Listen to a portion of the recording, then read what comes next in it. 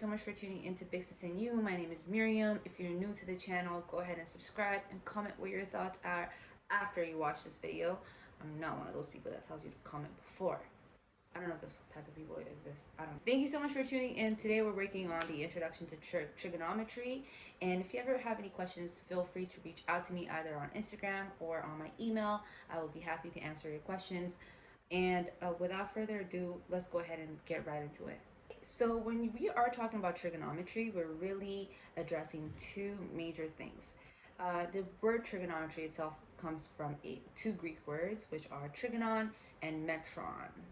So as similar to English as they sound, trigonon simply means triangle, boom boom bow, triangle, and then metron simply means measure. So really in trigonometry, all we're doing is measuring triangles. Usually we're talking about distance and angles, right? So it's honestly not complicated, you guys. I swear geometry is probably one of the easiest parts of math and probably the most used in real life, but let's get right into it. So this is my beautifully drawn right angle triangle. So a right angle triangle is a triangle that has a 90-degree on it. So if you are not sure if a triangle is a right angle triangle or not, all you have to do is take a look at this sign. If you see this sign, usually 100% of the time it is a right angle triangle. And so the very first thing that you want to know when you're given a right angle triangle is where is the hypotenuse. And the hypotenuse is the longest line or side of the triangle. So in this case, it is this right here. This is the hypotenuse.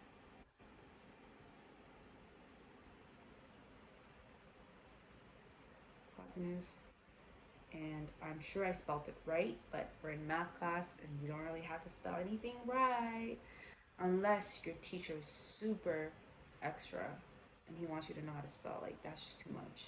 Anyways, another pro tip is that the hypotenuse is always directly opposite of the right angle triangle. So if you're not sure which part is or which one is the hypotenuse, just look at which side of the triangle is facing directly opposite to the 90-degree angle. You know automatically that is the hypotenuse. Okay? Boom, boom, pow. Moving forward to the next step, usually when you're working with these kinds of triangles or you're told to find a side or an angle or any of those kinds of things, you're usually given one angle to work with or to focus on. In this case, I'm gonna use this angle, right? Obviously, in any triangle, there's three angles: this, this, and this right here. But right now, we're gonna focus on M, which is this angle right here. So the very first thing that you want to know, like I said, is what the hypotenuse is, and then secondly, if you're working with this angle, for instance, the opposite of this angle is this side right here because it's just directly opposite to it. So you know that this side is the opposite.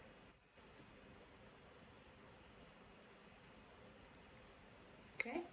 And similarly, we're still working with the same angle, which is M right here, and the adjacent of that is this side. Adjacent. Okay? So now that you know these obvious parts of this triangle, but very important, you want to understand the angles. Look at the sine, the cosine, and the tangent. Sine of M, because we are working with the angle M here. And then we have the cosine of M. And then we have the tangent of M. Okay? So simply, you guys, if you are told to find the sine of M, it is opposite over hypotenuse. And if you're told to find the cosine of M, it's simply adjacent over hypotenuse.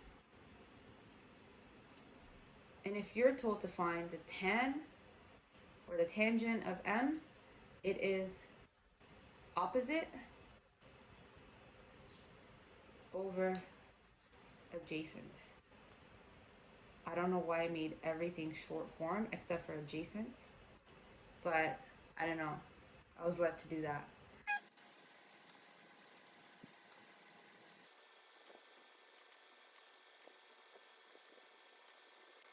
Okay, so I'm sure your teachers mentioned this before, but if they haven't, you know it now. It is SOHCAHTOA. I literally before an exam, I'd be like, SOHCAHTOA, SOHCAHTOA, SOHCAHTOA, SOHCAHTOA, SOHCAHTOA. And then as soon as I enter the exam, I'm like, ready, SOHCAHTOA.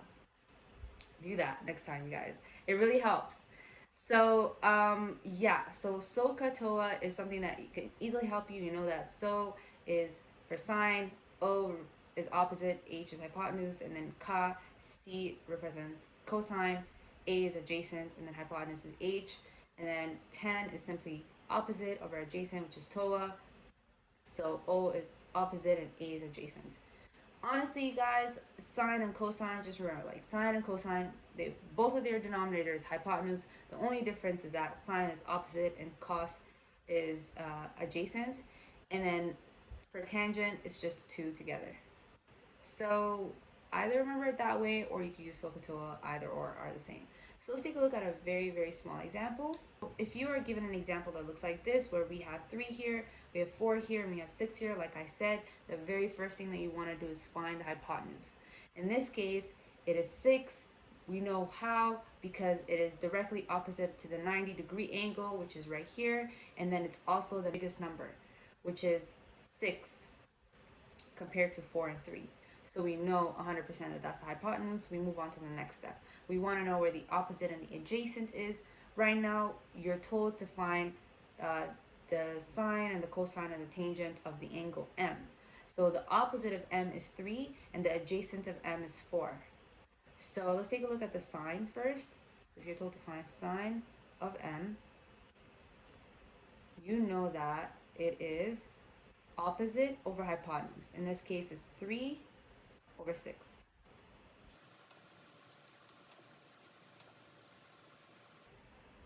Okay, and if you're told to find the cosine of M, we said it is adjacent over hypotenuse.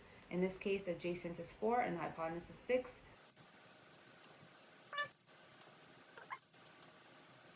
And tan, we said, is opposite over adjacent. In this case, opposite is 3 and adjacent is 4. So it's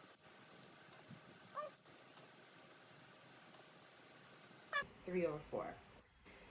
Now, 90% of the time, you're not usually going to be asked what is the sine over M, where you're just going to leave it at 3 over 6. You actually have to find the angle, and I will make a video on how you can actually fully solve these questions. This was just an introduction, so I hope it was a good introduction. If it was, let me know in the comment section below. And if you didn't understand anything, let me know as well, and I'll be happy to answer your questions. I'm sorry I touched the mic. My bad. But I hope you enjoyed this video. If you did, go ahead and like it. And if you like, you can be a part of the Big Sis and You family. So go ahead and subscribe. And I'll see you guys next time.